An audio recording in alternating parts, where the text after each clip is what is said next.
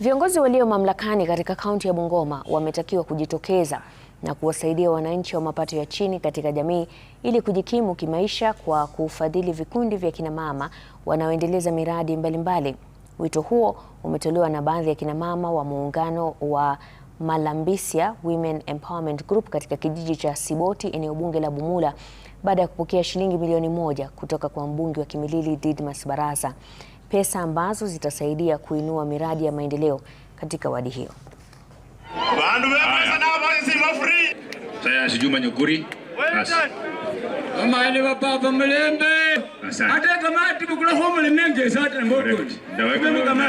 Wakati huu kuna wale watoto ambao tunasaidia, kuna mayatima, kuna wale wa mama wajane, kuna wazee ambao hawajiwezi.